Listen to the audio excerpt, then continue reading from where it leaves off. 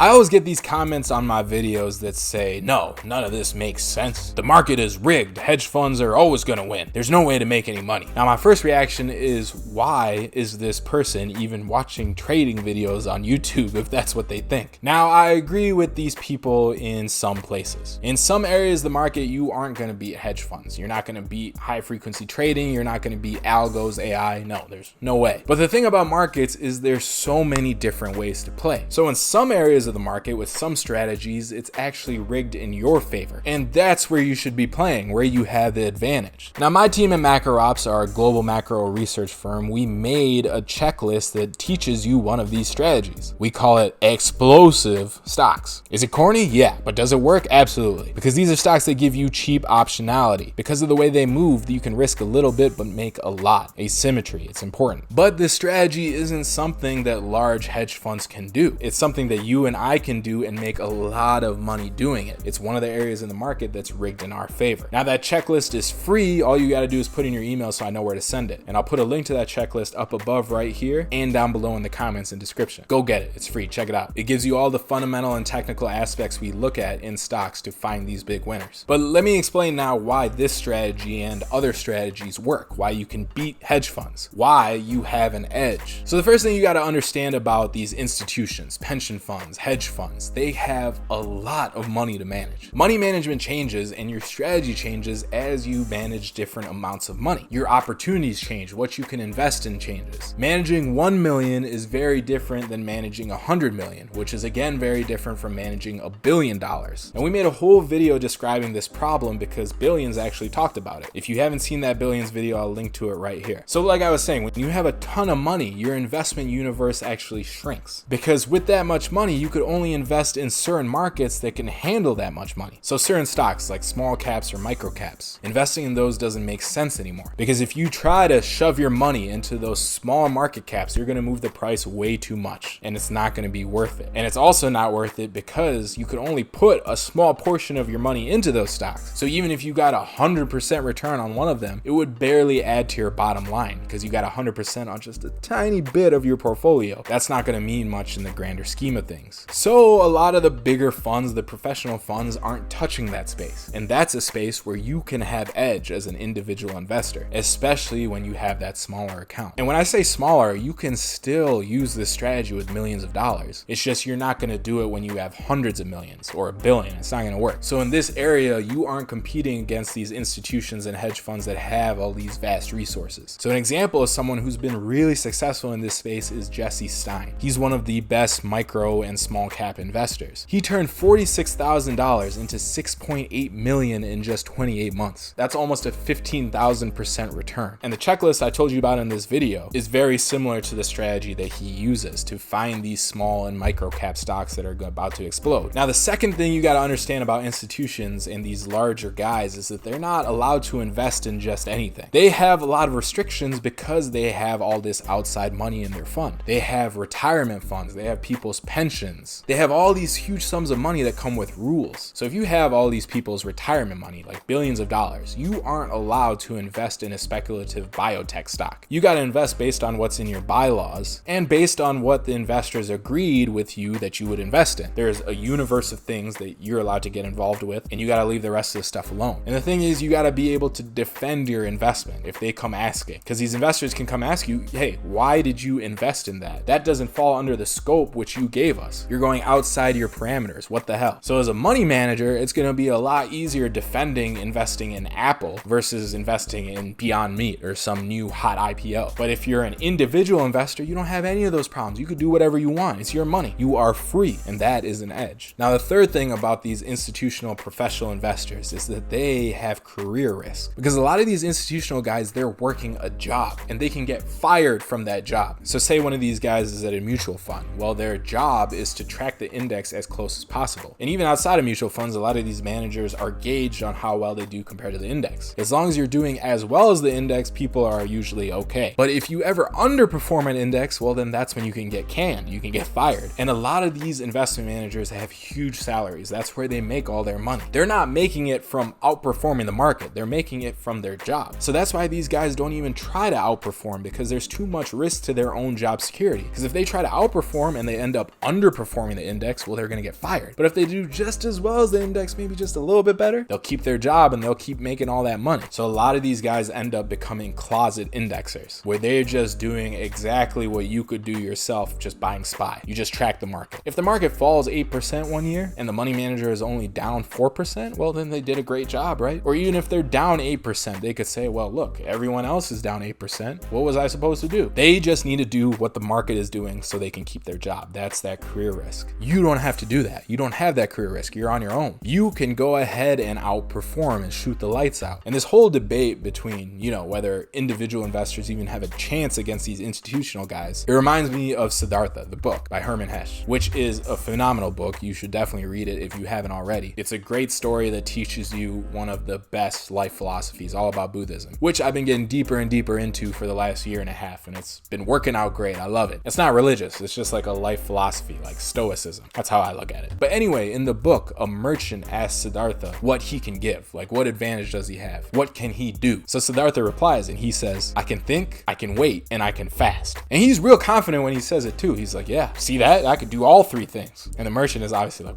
what the hell? What can I do with those three things? That doesn't work. But it's funny because those are kind of the same advantages you have against these institutional guys. First of all, you can think. As we described, institutional guys have all these restrictions, but you don't. You can go anywhere, trade anything. That's a huge advantage. Plus, you don't have that career risk. You don't have someone above you that could chop you at any time. That really helps you think clearly because you can just focus on profits. You don't have to be distracted by politics. You don't have to perform for anyone, for any clients, just for yourself. It's a huge advantage. And again, I've talked about how bad clients can be in another Billions video. If you haven't seen that, I'll link to it right above here. Next thing you can do is that you can wait. Now, every professional investor will always say that they're long-term investors because that's the thing to say, right? You can't say you're just a short-term investor looking to make a quick buck. You're not going to be able to raise any money with that kind of pitch. But at the same time, even though these guys say they're all long-term investors, they're all doing the same window dressing at the end of the year. They're all still playing quarter to quarter. And companies do the same thing, right? They talk about, oh, we're so focused on long-term growth. But then you'll see the executives, again, optimize for the nearest quarter because they have the stock options and they want them to get pushed higher.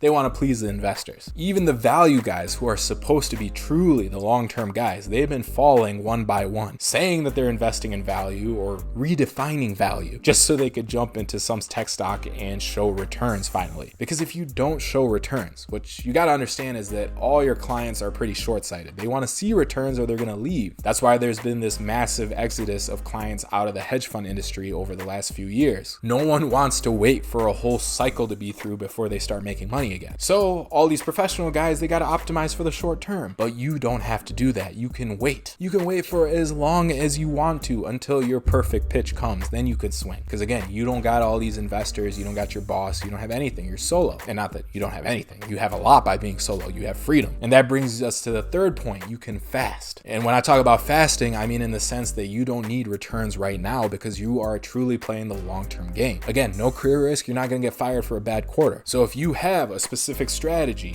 that's going through a down cycle, you can ride it all the way through, which is what you're supposed to do when you have a strategy, right? Because no strategy is going to work in every market cycle. There's going to be down periods. So if you're on your own, you don't have to feel pressured by anyone to screw up your strategy. You can just ride the cycle until you start making that money again because the market is in your favor. So you can fast without those returns as long as you want. You can be just like Siddhartha in the markets. What a story. What an analogy, right? It's all right. It's okay. But don't be discouraged when you see these headlines about hedge funds and AI and all this stuff. You still have huge advantages and you can use them to make a ton of money. And this guide will tell you one of those strategies. We give you the fundamental and technical factors that we use to look at these smaller stocks that turn into big explosive stocks. This is a great place to play as an individual investor. And remember, you can get that guide. I'll put a link right up here and down below. Just put your email in on that page and I will send it to you. Definitely check it out because it's free. Why wouldn't you? And if you haven't already, make sure you subscribe to this channel and smash that bell so you get email notifications whenever our new videos come out. We're publishing almost every day about all types of topics, markets, business. It's a good time. Come hang out. So subscribe and I will see you in the next video. Stay fallible out there.